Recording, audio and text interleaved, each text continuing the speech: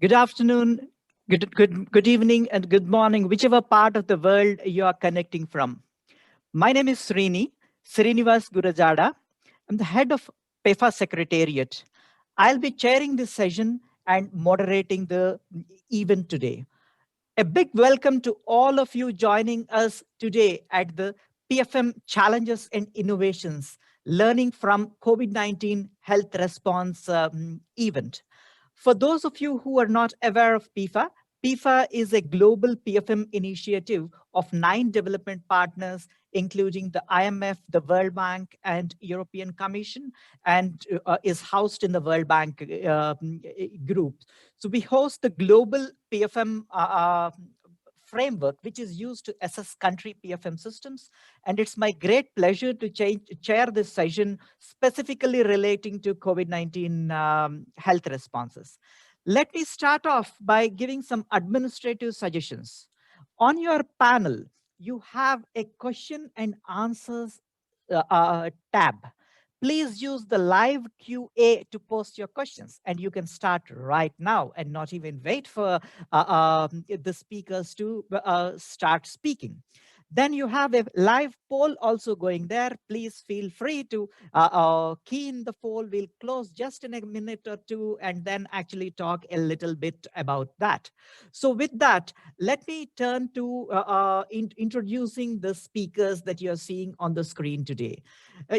Today's lead presentation would be done by Helene Baroy from World Health Organization.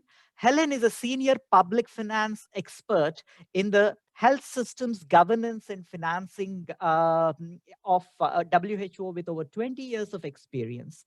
And then we have 2 country experiences for us to listen to. The first would be from Ian Christian Niue, a technical advisor working with ThinkWell in Philippines, with vast experience also in the health agencies in government in Philippines, who would give us perspectives, country experiences from Philippines.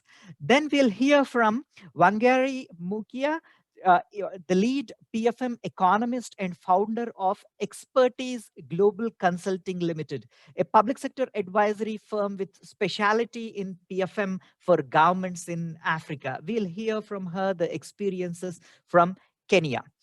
We will then have a question and answer session moderated by Nirmala Ravisankar from ThinkWell. She's a health system specialist with over 15 years of experience in Africa, Asia, and Latin America. To close the event, we have Joseph Kurzin, a health economist and a very well-known name in the world of health financing and health systems reforms globally, having worked in Africa, Asia, Caribbean, Europe, and United States. So he'll be summarizing and giving some closing remarks for the event. With that, before I turn to Helene to do the lead presentation, let me make few comments from my side. So you see 2 polls there.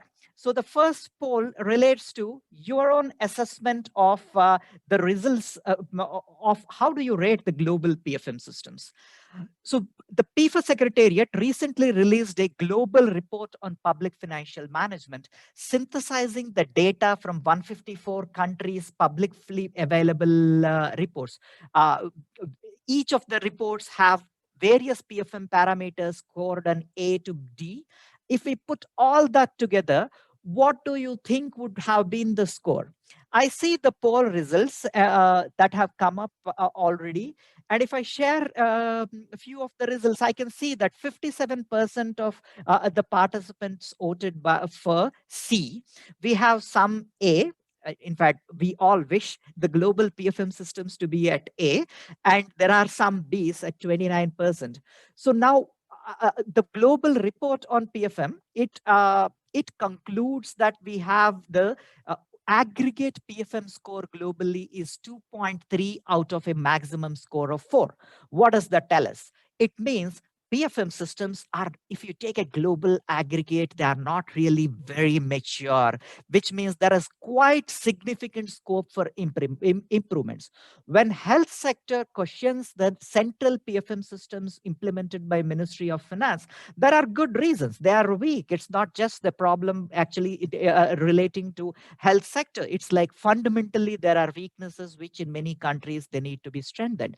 At the same time, if you take a historic perspective, over the past 2 decades, PFM systems globally have got transformative improvements. So these scores were much lower 20 years earlier, and we made good progress. And this is work in progress. So that would be my first point, that we need to look at this in the overall bigger context.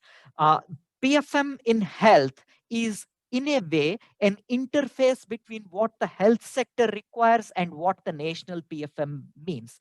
So their health sector is very unique, has unique requirements which needs to be dovetailed into the national PFM systems. But at the same time, it doesn't mean the systems need to be completely independent and separate systems. It has to be the broader overall structure.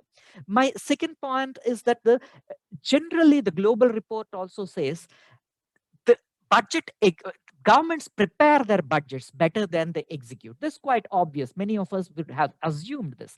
Now, what that also means is that there are a lot of execution problems in terms of like the commitments being recorded and timely releases of cash, and even the budget credibility, the variations in budget planned and actual.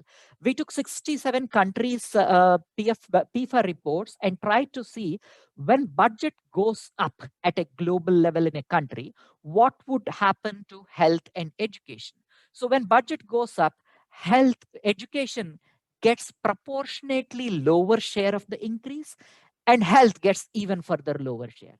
And on the reverse, if budget is cut at aggregate level, the bigger cut goes to education when compared to any other sector, and the biggest goes to cut is on health, which means human capital is not sufficiently prioritized. We also all understand this risk from our ability to move towards UHC 2030. So which takes me to my final point, that PFM systems are some things which should be service delivery oriented. So we talk of flexibility in PFM systems just because PFM systems are generally, if they are not flexible, they are in general not even good PFM systems. So it's more than the question of balance between flexibility and control. I would say that it's like PFM systems by nature have to be flexible if they are to enable service delivery. And many countries, they are not. And that's the reason the stronger focus from health sector is needed. And we have this brilliant presentation by my good friend, a globally probably the best known face on PFM in health sector, Helene, to do the lead presentation today. Let me turn to Helene to present. Helene, floor is yours.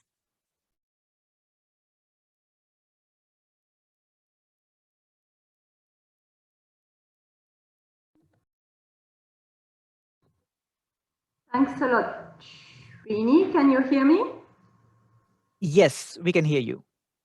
Okay, can you see me as well? It seems that there is an issue with my video. We can't see you yet. Yeah.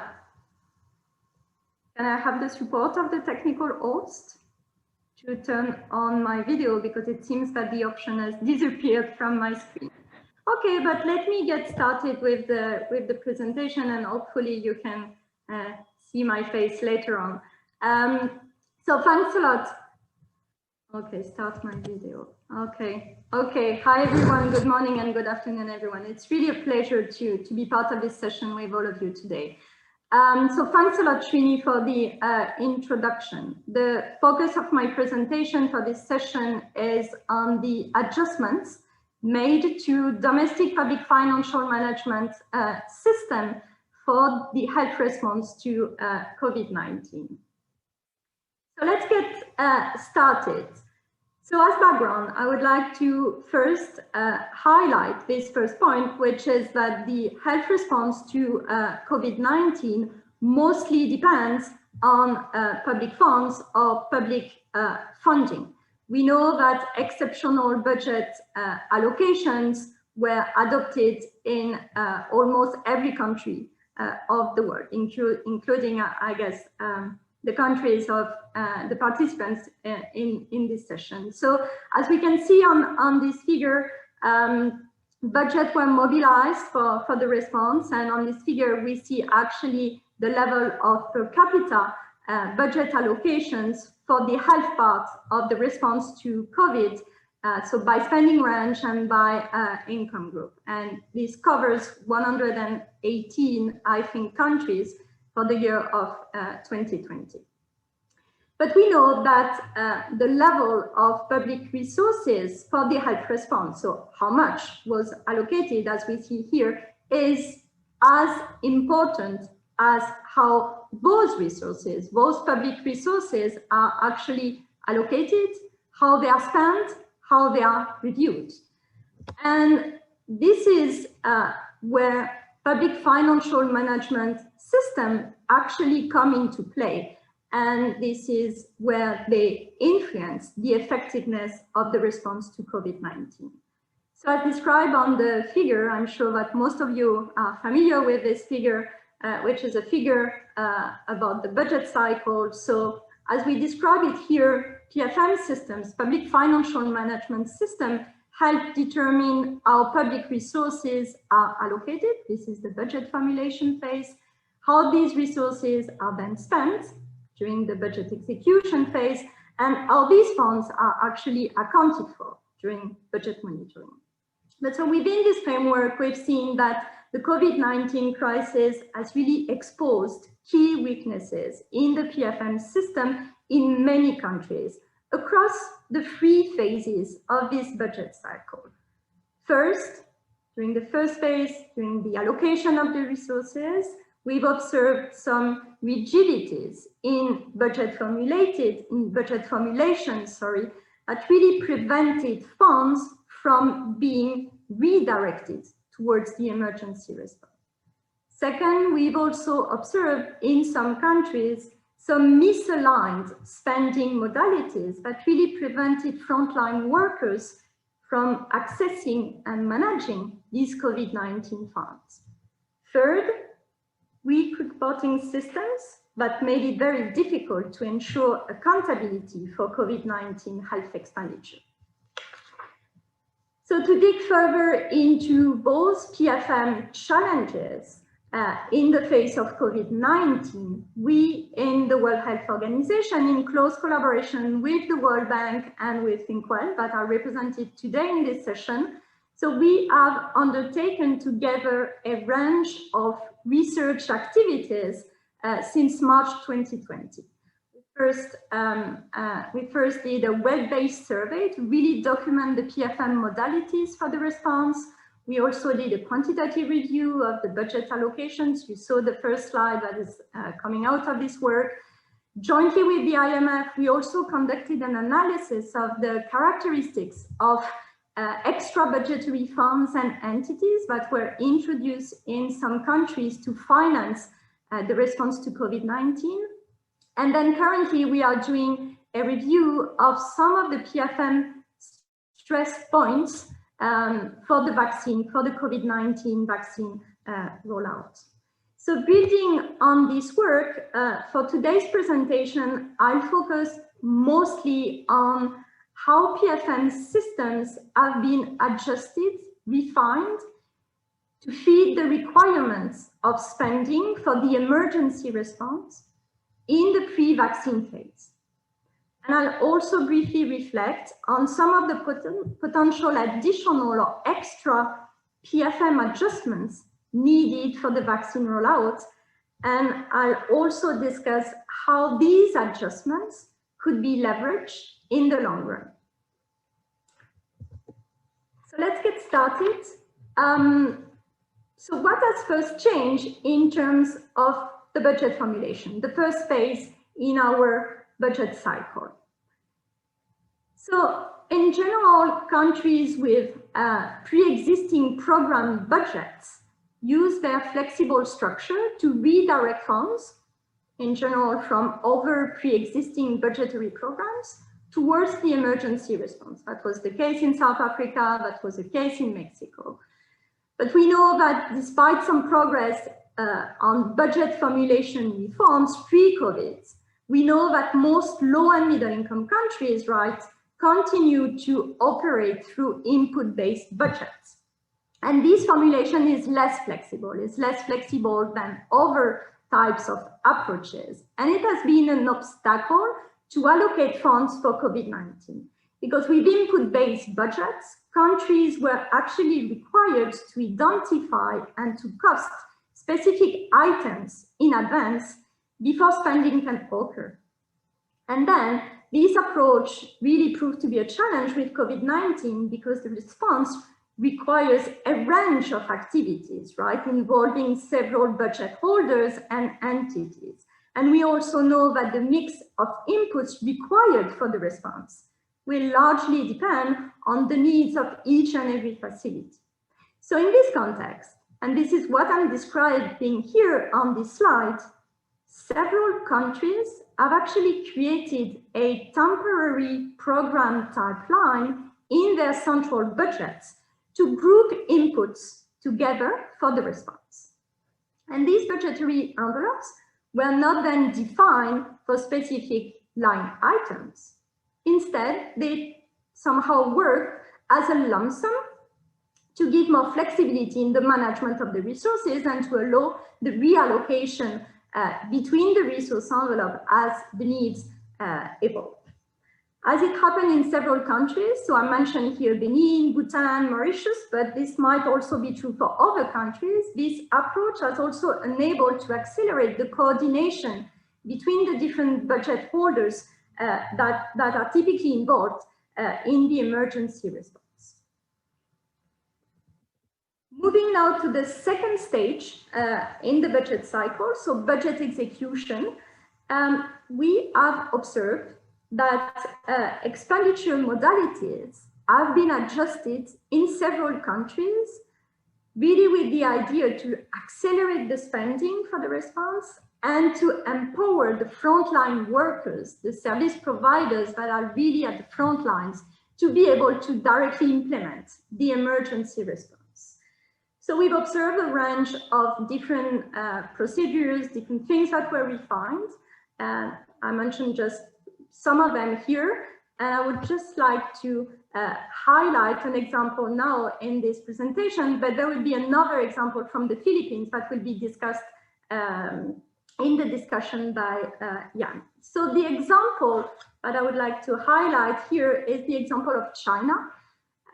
What China did is that last year in 2020, really since the start of the crisis, they simplified, accelerated the process for budgetary transfers to subnational levels, mostly to the provincial level. So they reduced the number of steps for authorizing the transfers, so really simplifying the procedure and accelerating, reducing the time period from the transfer from the center to be the direct beneficiary of the transfer. And they did that both for subnational levels, but also for purchasing entities, really to facilitate the spending for the response. Let's now move to the first phase, which is budget accountability, budget reporting. This has been a key challenge across the different affected countries, and different approaches have been tested, have been experimented to tailor expenditure reporting systems and really to try and enhance accountability.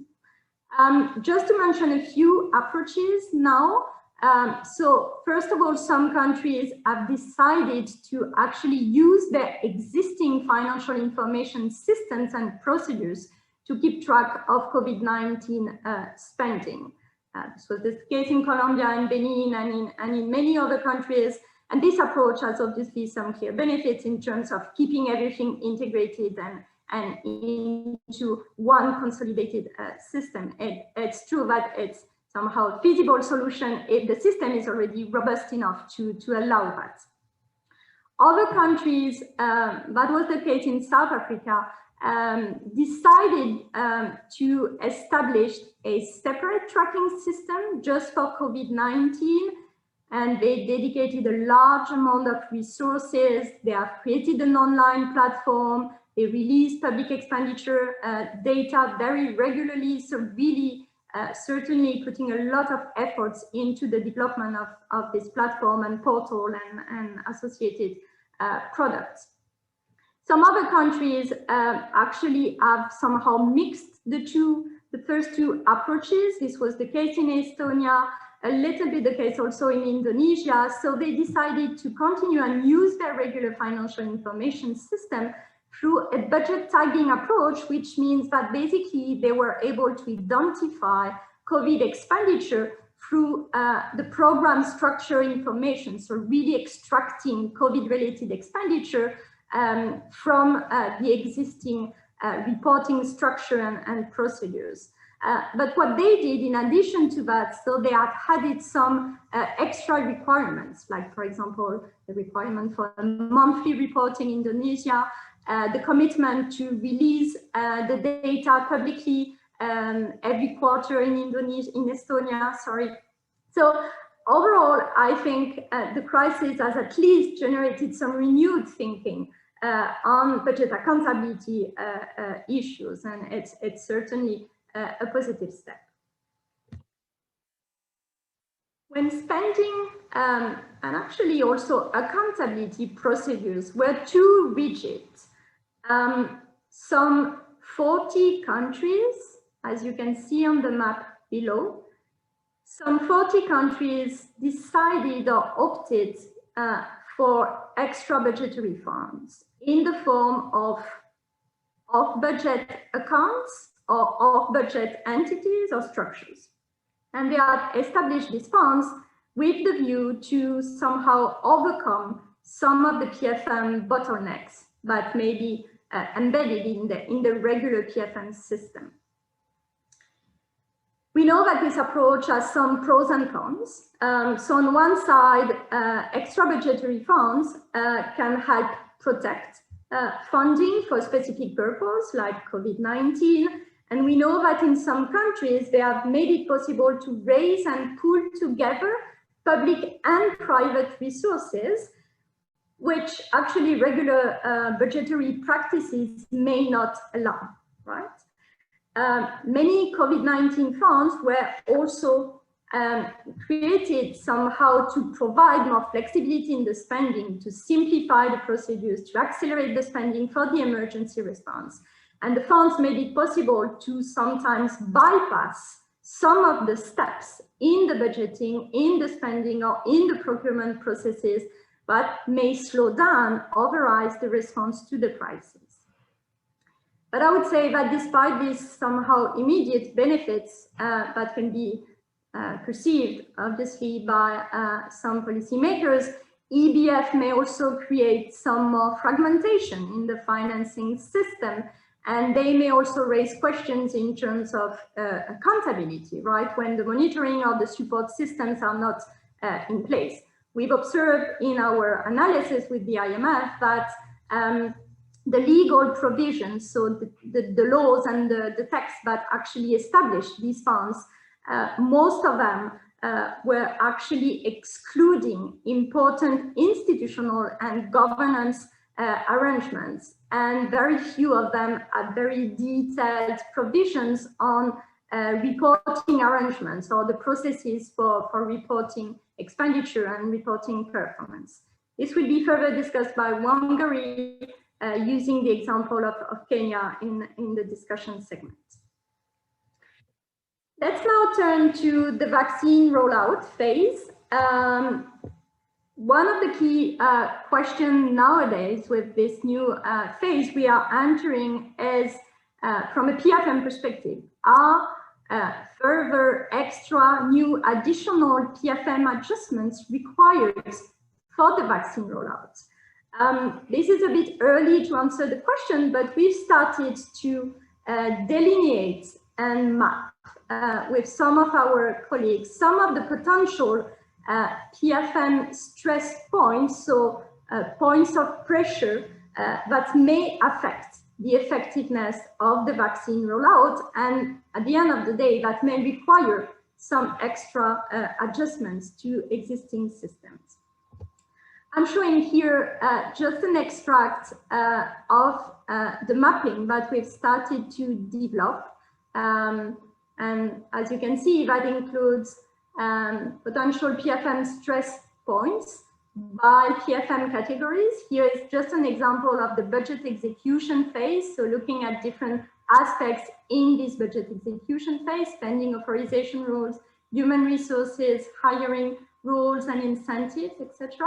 But also trying to delineate the potential adjustments that could be introduced by countries and trying to illustrate the points with a few country experiments. In the interest of time, I won't go into the details of this mapping, but just want to highlight again one example that I find quite interesting. And this is related to the rigidities that may exist in recruitment policies in some countries, and also the existence of inconsistent incentives that may exist for providers. And so in relation to that, to address these two issues, Ukraine, what they did was that first they have allowed the recruitment of mobile teams for COVID-19 vaccine rollout. So introducing some flexibility in the staff hiring rules, including at subnational levels. So an interesting aspect. And in addition to that, they have also added a vaccination fee to the current capitation payment rate for primary healthcare providers. So also taking this as an opportunity to revise payment methods to somehow support and incentivize differently the effectiveness of the vaccine rollout.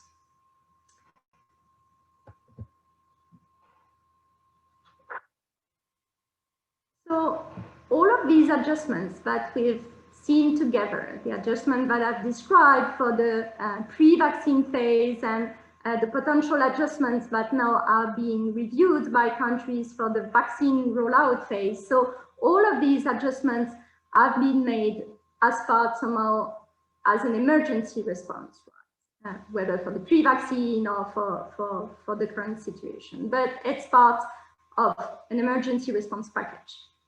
Moving forward, we think that the crisis provides maybe an opportunity to shift the debate between health and PFM budgetary authorities. Historically, we know that the dialogue has been framed as a choice between often flexibility and accountability. And as we saw since the start of the COVID-19 crisis, it's not either or, right? It's both. We need both. So by providing more flexibility in resource allocation, by allowing this reallocation process across priority needs in the sector, this is the first bubble here, and also by providing more flexibility to service providers to be able to manage these resources according to needs. This is the second bubble here. Health spending is then expected to be much more targeted, but also much more responsive to needs, whether they are for an emergency response or just for regular health spending or health needs. It probably also implies, and this is my third bubble here, signing a new contract or maybe a new compact, as some would say, with service providers to hold them accountable. And I would say no longer for the consumption of certain inputs, but probably to hold them accountable for predefined outputs that would directly relate to service coverage. So to conclude, our work, our collective work, has shown that really PFM modalities do matter a lot for the effectiveness of the response to COVID. And so in this context, it has really demonstrated that PFM is not a second-class question or not a second-class issue when it comes to COVID-19. Adjusting PFM, as we saw during this presentation, has been needed in most countries to ensure rapid allocation, but also to ensure effective spending by the front lines. I think this is really a key message for all of us. Moving forward, sustaining some of these adjustments in the recovery phase, we believe that it would be very helpful to provide a much more supportive PFM environment for future spending in the sector. We see the COVID-19 crisis as an opportunity to build a renewed understanding of PFM bottlenecks between the health and the PFM communities, and potentially to design new solutions together. I'll stop there. I would like to thank you for your attention, and these are the references to our work. Thanks a lot. Thank you very much, Helen. The message is loud and clear. PFM in health is not a second-class item, a new compact needed across all the players, and bringing together Ministry of Finance and Ministry of Health collaboratively through a whole of government approach becomes extremely important. Let me also your presentation also triggers me a couple of other thoughts. One is the nice innovations that have come through in the budget process, like how better to simplify the budget. This is all done in COVID-19 context. Maybe it is time for us to think through on which of these require sunset clauses to go back to traditional structures, and what are those aspects which can continue and be mainstreamed as part of the new deal between the health and PFM process. So that's kind of an area which should be evolving of great interest. Another very important point you mentioned about the ability to track these innovations. So I can actually confirm from, for example, a G20 initiative of debt service suspension. So where the Paris Club donors are not requiring the repayment of debt and principal for the time being. So when IMF and World Bank teams try to figure out how to assess whether this additional fiscal space created by debt service suspension is working for health sector or working for COVID-19 response, it was very difficult. So the innovations that you mentioned in the presentation also brings to the point that the reporting, the identification of health expenditure and tracking is a kind of within the overall framework of public financial management, reporting and tracking is an extremely important area as in the new deal development. I appreciate and admire the leadership taken by WHO in PFM in health space to set the agenda to a next level of thinking in this direction. So let me now turn to our next speaker, Ian Christian, who would present us the reflections from Philippines. Over to you, Ian. Thank you very much, Srini. So again, I am Ian Nuevo, Technical Advisor for Health Financing from ThinkWell Philippines, and I'm here to share with you all, it's a pleasure, public financial management lessons from the COVID-19 response, some perspectives from us over here in the Philippines. Next slide, please. Next slide, please. All right, thank you. So in the Philippines, in order for public funds to be appropriated to specific activities or programs, they have to be facilitated by some form of legislation. And in the context of COVID-19, this legislation was the Bayanihan We Heal as One Act. And this mobilized resources, particularly by reorienting some of the existing budget of executive agencies, such as the Ministry of Health, the Ministry of Social Welfare and Development, even agriculture, education, and interior and local government, all for a whole of government response towards the COVID-19 pandemic. The legislation also expedited the procurement of key medical goods and supplies for distribution to both public and private healthcare facilities across the country. And perhaps the biggest share of this resource mobilization was channeled towards social safety nets, such as subsidies for poor households, for returning overseas Filipino workers, for those who were displaced from their employment, and even as support for small and medium scale enterprises. Can we go back to the previous slide? All right, thank you. So PhilHealth, which is the Philippine Health Insurance Corporation, which runs the country's social health insurance program, was also tasked by this legislation to ensure financial risk protection for those who will be needing COVID-19 services.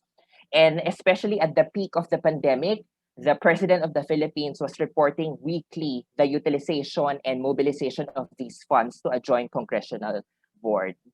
So throughout the execution of this new budget for COVID-19, there were specific challenges that were encountered, largely owing to the devolved setup of the country's healthcare system and the prevailing PFM rules. So the healthcare system in the Philippines is heavily devolved to around 81 provinces, more than 2,000 municipalities and cities across 7,000 islands. So at each level of governance, the local government units or LGUs have the capacity and autonomy to reappropriate their own funds to respond to the COVID-19 pandemic and use augmentation from the national government to supplement that response. So it really was very difficult to align and coordinate activities across the board, more so getting data for reporting of fund utilization. We actually even observed that there was some unevenness rather, in the use of the funds across different LGUs, mostly because they also had different capacities in handling their budget. And in the specific context of providing support for the private sector, the redirection of the budget also wasn't very efficient and also wasn't very appropriate. So in the Philippines, practically the only way you can engage the private sector is through some form of procurement, which takes a lot of time and is very bureaucratic in process and is really not ideal in the specific context of health, more so in the context of a pandemic. So 60% of our service mix comes from the private sector. So it was really huge importance that they are engaged. So if we go to the next slide, we will see how PhilHealth, as the implementer of the National Health Insurance Program, came into the picture and provided some innovative ways of mobilizing public sector funds for health. So can we proceed to the next slide? Right. So PhilHealth, for one, developed benefit packages for COVID-19, spanning testing, isolation, and inpatient care. So these were developed very swiftly, just a matter of 3 to 5 weeks, and they were already implemented. And PhilHealth even institutionalized a separate tracking for claiming of these benefit packages just to expedite the process. Now, this is very crucial, especially because PhilHealth's prevailing payment system follows a case-based reimbursement cycle. So fast-tracking that was crucial, especially for our providers. But what we realized along the way is that even though there were positive aspects to developing these benefit packages, the negative side of it was that it was still following a reimbursement system. So the facilities didn't have the resources on hand. PhilHealth then implemented a new mechanism of front-loading money. So this system they call the IRM, or the Interim Reimbursement Mechanism. So through this, they were able to download around 15 billion pesos or $300 million worth of prospective payments to 711 public and private healthcare facilities across the country. So this helped them sustain their operations, especially at the height of the pandemic. This was made possible because PhilHealth, as an institution, has the independent capacity to contract healthcare providers outside the legislative process or the procurement processes. And it was much swifter. The IRM policy was published around March 20 of year 2020, and the first wave of funds were downloaded as early as the first week of April. So funds were already dispersed. This prospective payment was actually seen as a form of advanced implementation of key provisions of the Universal Healthcare Act, which was also recently passed. So this was seen as an opportunity for PhilHealth to strengthen also its position as a strategic purchaser for healthcare. So in the next slide, what we've realized is that the PFM system of a country, of the Philippines, to be exact, really has to work hand in hand and harmonize with health financing functions towards the shared goal of good service delivery. So by leveraging PhilHealth's flexibilities, provider payment capacities, and contracting mechanisms, we were able to see an opportunity to balance swifter resource mobilization while still respecting the autonomy of healthcare providers, may they be public or private. And we were also still able to enforce some standardization of service delivery capacity through contractual agreements. But throughout, we also realized that proper institutional mechanisms and capacities will also have to be put in place. So one of the biggest issues thrown at the prospective payment mechanism, even the historic case-based payment system, was that it was a form of overpayment or a vehicle for corruption or fraudulent claims because lots of the payments were higher than the supposed medical charge. But this is all part of incentivizing healthcare delivery, and proper control mechanisms will just have to be put in place. This mindset, we realize at last, has to be cascaded to other relevant agencies, particularly those who participate in the PFM ecosystem, such as audit agencies. In the Philippines, the paradigm really in auditing and monitoring funds follows input-based financing, where every peso is tracked down to where and how it is spent, which may not be ideal for healthcare because delivery of healthcare is so much more than inputs. It is also about soft components of service delivery, operations of facilities, and supporting manpower. And all of these will have to come together in mobilizing public funds to achieve goals while still not losing proper control mechanisms. So I think I'll stop right there. And I hope that I was able to indulge you all with our experience. Thank you very much and good day to all. Thank you very much, Ian. That's a brilliant presentation and very insightful to learn the experiences of Philippines. And one particular point caught my attention on the level, the differences between abilities or capacities at service delivery unit levels. So that is actually something which need to be dovetailed very strongly into the process. One is the development of capacity, and two, how PFM reforms would respond to that. The last thing we would really want is probably as colleagues who would want to prioritize health is unspent budgets which are made available, but inability of sector to absorb budgets. And actually from your presentation, it came out very clear that strong processes, well aligned, will enable that much better, the better spend and better value for money, and also connect to greater accountability. Thank you very much for the presentation. Let's now turn to Kenya for the presentation from Wangari. Floor is yours, Wangari. Thank you very much. I really appreciate you, and it was really interesting to listen to what was happening in the Philippines, because what is happening in Kenya is quite a different story. If we can go to the next slide. Overall, what happened when COVID-19 hit is essentially the cracks that were existing in the PFM system were exacerbated, and we saw that immediately things started to happen quickly. We saw the main three things that we saw happening was the budget formulation process was scuttled. As was expected, people were reassigning or reallocating finances to deal with the crisis. But what ended up happening is that after 3 supplementary budgets we had immediately after the period, money was redirected away from things like universal healthcare and the universal healthcare considerations and planning that was already happening in the country. And coupled with that, external financing was also redirected away from health concerns like malaria, tuberculosis, etc., because even development partners were now realigning their financing to deal with the COVID-19 situation. So that was a big hit. Then in addition, the equity was severely affected. We were seeing in some cases in different counties between 2018 and 2019, general output patient services increased by almost 120%. But then when COVID hit, it actually fell down. It went down to almost half. And then further to that, the charges that were associated with taking the COVID tests also was, there were high costs. So it was a division between the people who had the money to pay for those tests and the people who didn't have the money to pay for those tests. So the inequities in health financing were really starting to get exacerbated. And then finally, the linkages between the health sector and other sectors were weakened, in the sense that, things like when you look at education, and education is highly linked in Kenya to things like nutrition, school feeding programs, which then were cancelled because schools were closed. Then you were not able to have, the children were not able to have access to those. And then coupled with that, thinking about universal healthcare, because the economy was hit so hard and because of the lockdown, people were not working. The considerations of having, to achieve the 50% reduction in out-of-pocket expenditure was something that has fallen far behind.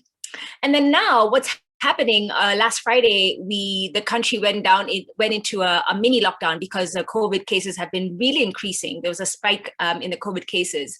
And so now we're starting to see these things again, and we were asking ourselves, with the things that were put in place, with the reallocations, with the budget, are we better prepared to deal with what is happening with the COVID resurgence? And the question and the answer is we have no idea, because the funding that was the emergency fund for COVID was essentially an extra budgeting fund to which there's really no reporting. So we don't have any metrics on the number of beds that were increased, the PPEs that were brought in the country, medical equipment, etc. There's no sight into that. And if you go to the next slide, we see essentially what we did in Kenya is said that to deal with the COVID-19, our response was to create an extra budgetary fund. And as was mentioned by Helene, it has advantages and disadvantages. The advantages is that you're able to quickly deploy support to the health facilities. You're able to skip the tedious and long processes of reporting and recording and approvals and things like that.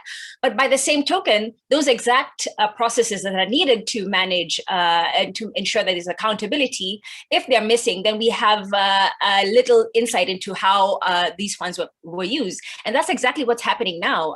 Yesterday, I've been trying all week to find any reports to dealing with how COVID-19 emergency fund has been used. But because this is a special fund, not under the Treasury, it's under the Office of the President, and the reporting structures around this EBF were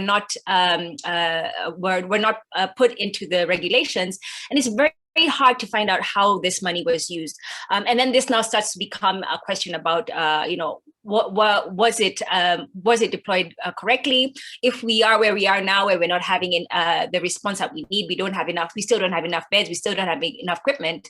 We have this big question mark when it comes to accountability, because there is no reporting. So, like we said, as Helen said, while it provides for rapid procurement, it's really a black box as to what has been procured, and it's a big question mark for us going forward. And if this is an innovation, a quote unquote innovation, as you said, has been done in 40 different countries, we are concerned about the continuity of this fund. If this fund continues to be in place because COVID, we're not quite sure what's going to happen with the COVID pandemic, does this continue to be a fund that is a black box that nobody knows how the funding in this black box is being used? Next slide. So before COVID, there were already some significant challenges. At the subnational level, we had, there are three levels of health service delivery that we can think of. We can think of in the subnational unit that in Kenya, they're called counties. The health services are deployed from there because health is a devolved function. But the problem is that at the subnational levels, everything has been re-centralized. So all the financing, all the planning, etc., for health is actually at a central level at the headquarters. The challenge with this is that there is little ability or there's a lack of autonomy money for the level 4-5 facilities and also for the level 2-3 facilities. They all rely on the county headquarters for their planning, for the budgeting, for receiving of revenues, for approvals and everything. And so this makes it a lot slower in terms of how to respond effectively to what was happening on the ground. On the flip side, the advantage for the extra budgetary fund, for the COVID-19 fund, is that they were able to bypass that and provide financing to the facilities if indeed this was done, because again, there was no real reporting that was in place. So the challenge was too much centralization, no clear idea to the budget ceilings, no autonomy to indicate on how the resources would be best deployed, and there's this push mechanism rather than a pull mechanism as to how the lower levels of health facilities actually receive financing for their needs. Next slide.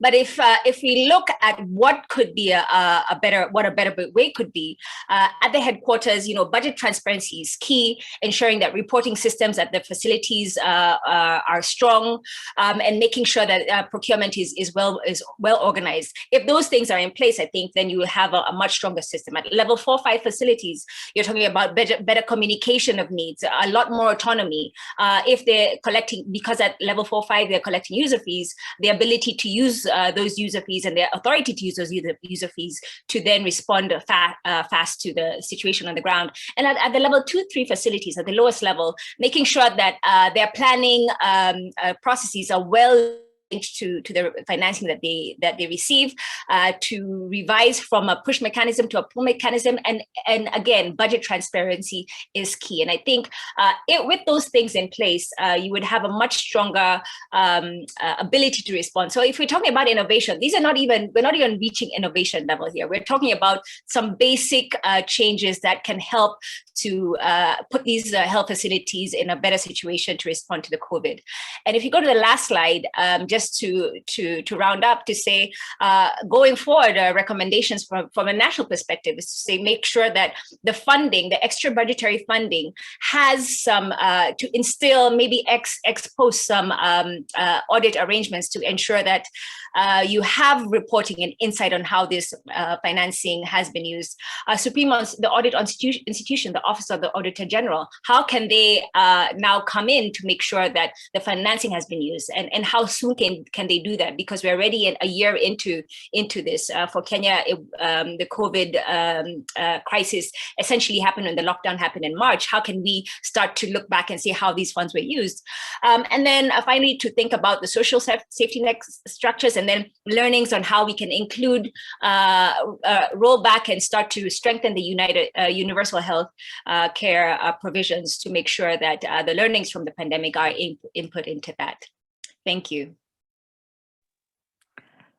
Thank you very much, Wangari. That's a brilliant presentation from Kenya experiences. Something which very clearly echoed with me is what I hear globally these days on particularly the extra budgetary funds created. The huge, it's a nightmare for auditors. So Intosai, the Supreme Audit Institutions grouping, has been now working on how to audit the COVID-19 responses in governments through something called TAI initiative. So it's still work in progress, but the kind of issues that come up range from complete lack of even mandate for the institution to audit on one side to complete lack of audit trail. So what do you audit? So how do you go about kind of a thing? So it all indicates also at a world over increasing risks of the risks of wastage, fraud, and irregularity, which one need to be aware of. It need not always happen, but the risks clearly increase. And that's where probably going forward in the post-COVID-19 world, this overall deal between PFM and health, so the compact that Helen mentioned, becomes extremely important to take it forward. It also echoes with the poll that I just closed and shared the results. If you see what are the big challenges, so it comes out pretty clear that there are many challenges, and it's quite broadly distributed, particularly procurements, inefficient allocations to health, and increased risk of fraud and corruption being significant risks. At the same time, the typical flow of funds is less a challenge, even as represented in the poll results at this point of time. So this is actually also putting us in perspective on when we talk of autonomy at a health facility level, what areas is the autonomy important, and what areas we can really live with centralization. So that is the kind of a balance which in the post-COVID world, probably the PFM systems need to respond to. So with that, I thank you once again, and actually now turn to Nirmala to share her remarks and moderate the question and answer session, and also take us towards the final summary and comments by Joe. Over to Nirmala.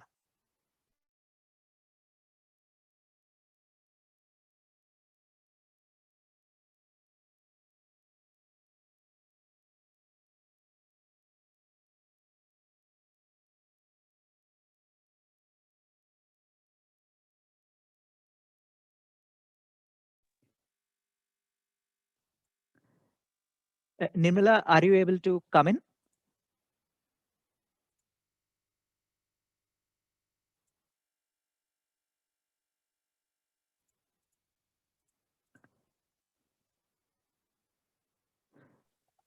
I don't see Nirmala on the screen. So Srini, I think there may be a connection issue. So maybe we can wait for Nirmala, and while doing so, we can start sharing some of the questions that the participants have put forward. That's perfect. Please go ahead, Federica. Okay. Thanks. Wonderful. So thank you all for taking part to this session, and thank you for sharing your insights. So in particular, we have received a comment from Jacob from Ghana, and he is asking whether legislations, including a defined strategy for emergency response, would be appropriate to ensure that funds are flexibly accessed and efficiently used in emergency response situations. So it would be great if Helen and also the other panelists could share some insight on this point. Thank you.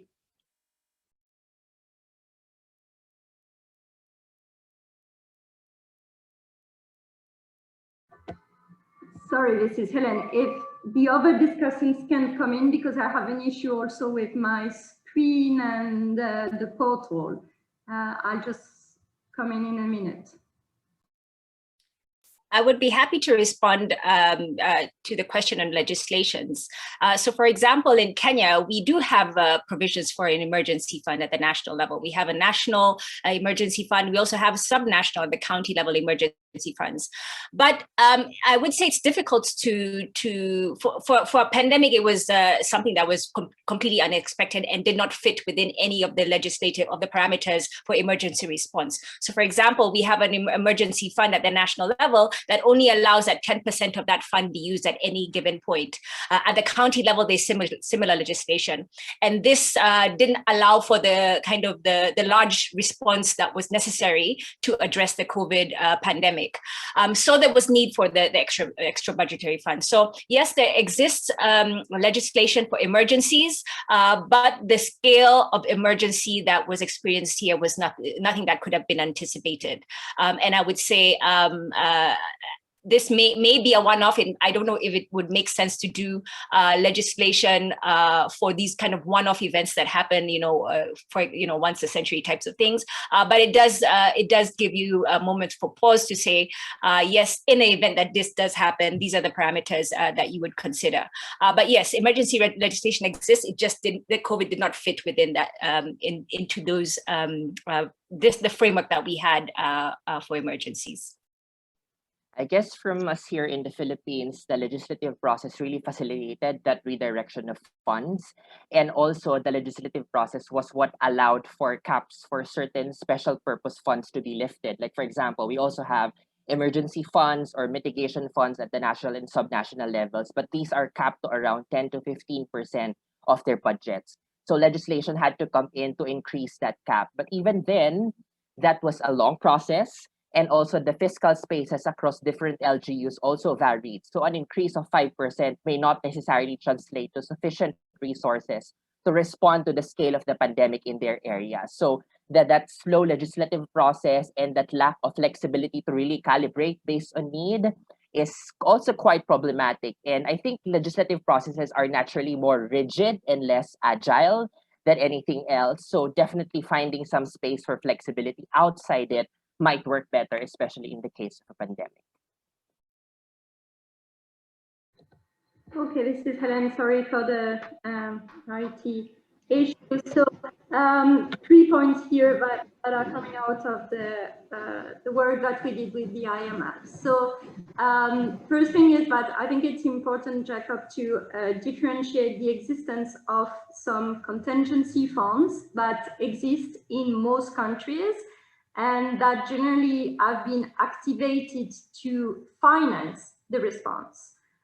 So that's on one side. So I would differentiate these funds from actually the regulations that also exist in some countries for emergency spending. And these regulations typically lift or relax some of the regular processes and procedures, right? So, but these things are two different aspects or two different angles of the same question. When we did this review with the IMF for the purpose of the EBF review, so we've looked at some of the regulation that exists for emergency spending in some countries. And in line with what Jan just described, what we've observed is that in general, these regulations were poorly defined. They were not very detailed. It was not really clear when and how they should be activated and what in practice they mean. And in general, it was not that clear that they were more flexible and more agile than the regular procedures. So probably an area to be further, I think, strengthened in the recovery phase. The third thing that I want to mention is that the thinking has been in several countries is that because of the poor quality of these emergency regulation, that was the main motivation for actually introducing these extra budgetary funds. And as we saw, it was not necessarily a new magic bullet or the best approach to respond, but that was actually the rationale behind the introduction of such funds, because actually the existing regulations were not necessarily adequate and appropriate to respond to the emergency. Okay.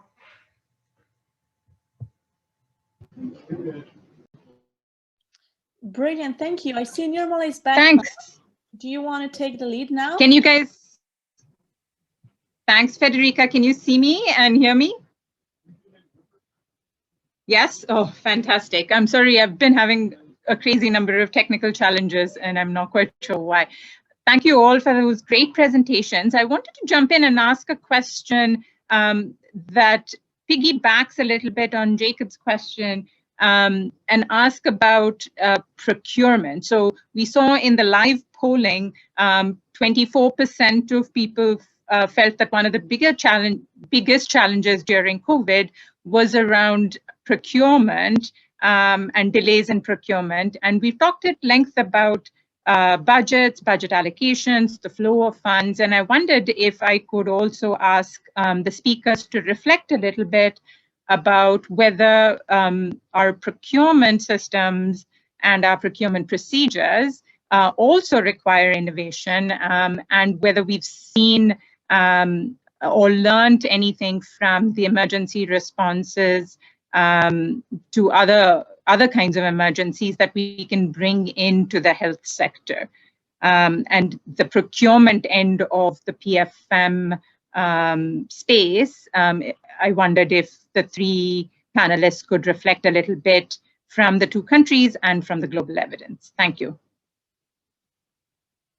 And maybe we can flip the order, and Ellen, if you want to go first, feel free. Yeah, sure. So Actually, it was not necessarily a focus in our work, but we've actually reviewed a few country experiences with regards with procurement rules. So what we've noticed is that several countries have actually simplified their procurement processes in the pre-vaccine phase. So I recall the case of India in particular, which I found quite interesting. They introduced a fast-track procurement process for all the products related to the COVID-19 health response. So really like accelerating the purchasing process and all the procurement steps for COVID-related products. And this was true for other countries. I remember of Serbia and many other countries that took a similar approach. So interesting. I think the question that remains now is with regards with the level of procurement, if I may say so, whether everything in relation to COVID should and shall remain at the central level, or to what extent, as it happened in some European countries, subnational entities are also allowed to purchase COVID-related products. And I know the question was somehow answered in some low-income countries by a no, so the procurement remains very much centralized, but while in other higher income countries, it has been somehow decentralized, providing more flexibility and potentially some benefits for the rapidness of the response. But I think I would be happy to hear about more experiences on this question.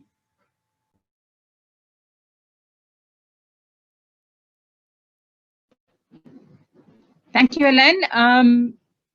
Either Wangari or Ian, any thoughts on changes to procurement rules? Ian, you talked a little bit about how the procurement by the Department of Health can be quite bureaucratic. Has there been any discussion about revisiting that? Actually, for us here in the Philippines, I'd like to cite a very specific example of procurement for testing supplies, because at the start of the pandemic, we were really trying to ramp up testing capacity. And what we were observing was that a very limited number of laboratories on the ground were competing for limited supply. So they themselves were competing for the same resources. So the central government also pulled the procurement for these supplies to leverage economies of scale and also to diminish this competition. But then again, the process that we had to go through in terms of procurement was still the same. So it still went through the long process. I could recall that facilities would order and get their supplies around 3 months down the line, which is such a huge delay. And also, I think to some extent, the limitations of the global supply right then before also posed a very specific challenge to the Philippines, because we don't manufacture some of those supplies. So definitely there wasn't much flexibility put into the system in terms of the procurement process, but we saw very explicit and very pronounced advantages to leveraging economies of scale, which is also a direction of the Universal Healthcare Act. So we hope to be able to capitalize on that experience.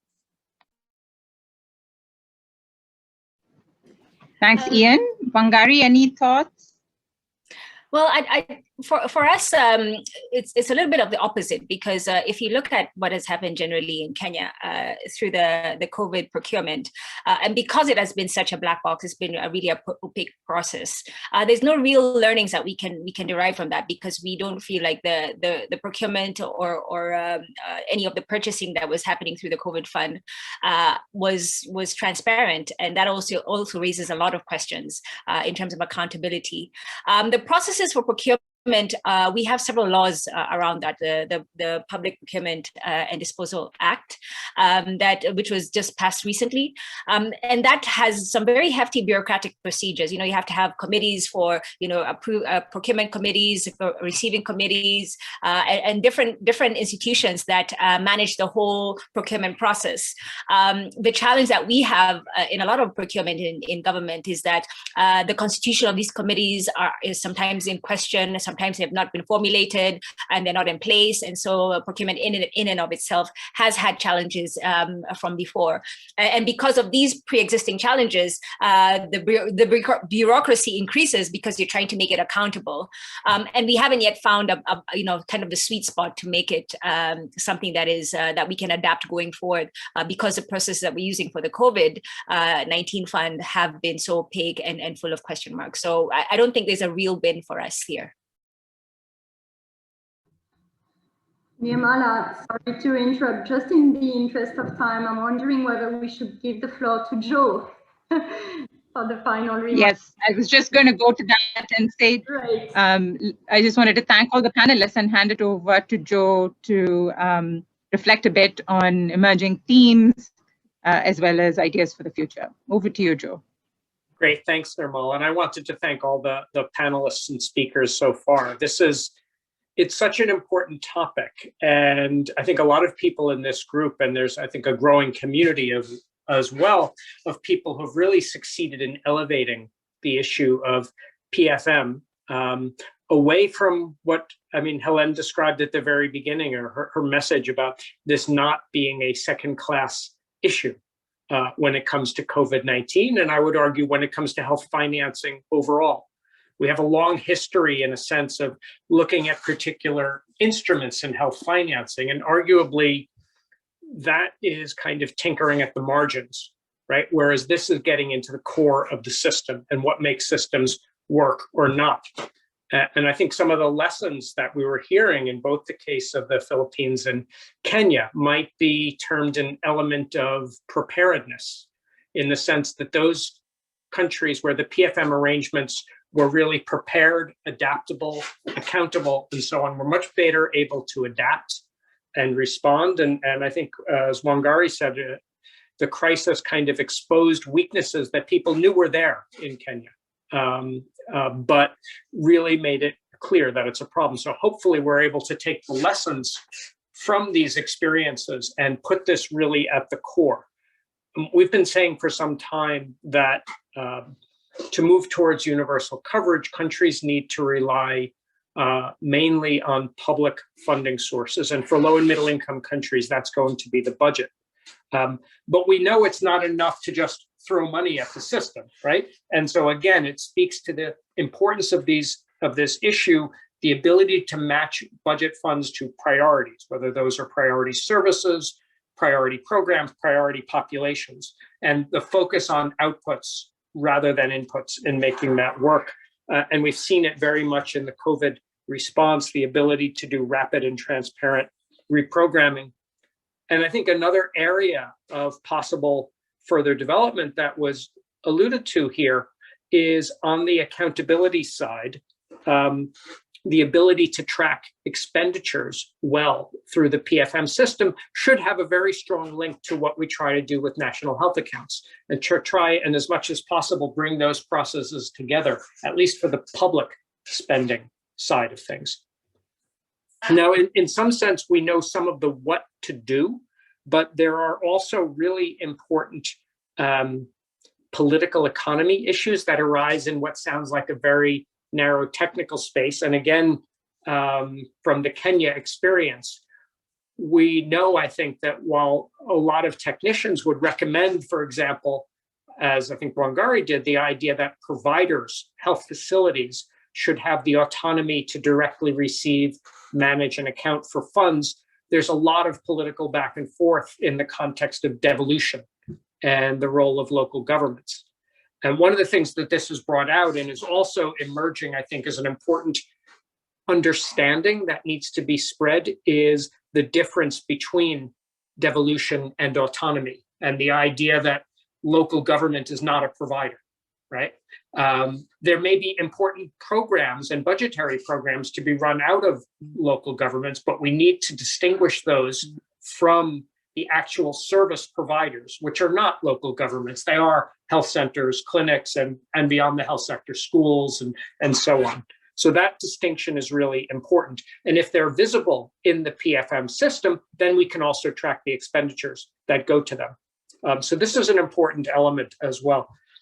One thing that really struck me in Ian's presentation and I'm thinking of this again more from the health financing perspective, although they're really connected, is what is possible when you have a strong institution such as PhilHealth, and really what is possible when you have an effective, a reasonably functioning single payer arrangement, right? Because in this sense, the idea is we don't want to think of something like a national health insurance fund as some completely independent entity with its own objectives. It was very clear that this is one instrument of public policy that needs to be aligned with the objectives that you're trying to pursue. And so the idea of shifting to advanced payment and so on, making that possible, doing it very quickly, adding benefits is an overall public policy response. And if you compare that with a country such as my own in the US, which has no coherent health financing policy, has no coherent structure for purchasing, we have a situation where insurance firms or insurance companies are made record profits last year, and health facilities are starving for funds. So something is obviously wrong in that system, whereas it's not in the interest of the public single payer system to starve the facilities.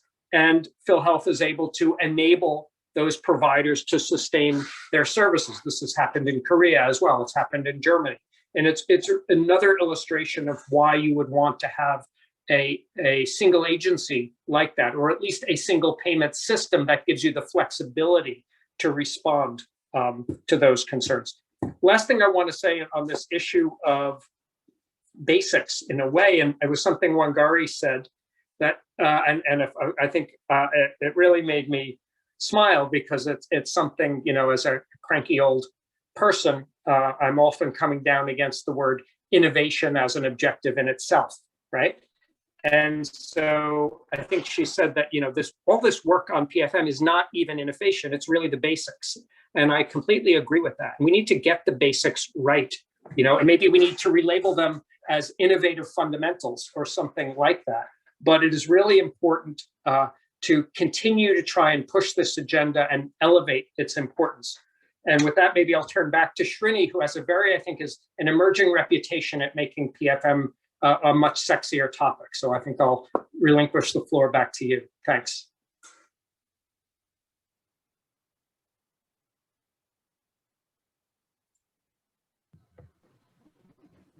So I think Srini may have had to leave, and okay. so you're going to have to put up with me instead. No worries. You can so take I out think the same Joe, mandate. but, you know, first of all, thanks for summarizing. And those were some great points, especially this idea of getting back to the basics. I completely agree with you that there's, you know, a little too, innovation is perhaps, we make too much of it. And some of these problems are hardly new, and getting back to the basics and innovative basics seems like a good theme to end on. And I really also appreciate all the panelists for sharing a global perspective as well as country insights from Philippines and Kenya. We learned a lot, and I just want to thank everyone who made time to join us today. Thanks, everyone. If you could all just turn back your videos, we can all see you. Thank you. Thank you. Bye-bye. Thank you, everyone. Bye. Thanks for joining. Bye-bye. Bye. Bye.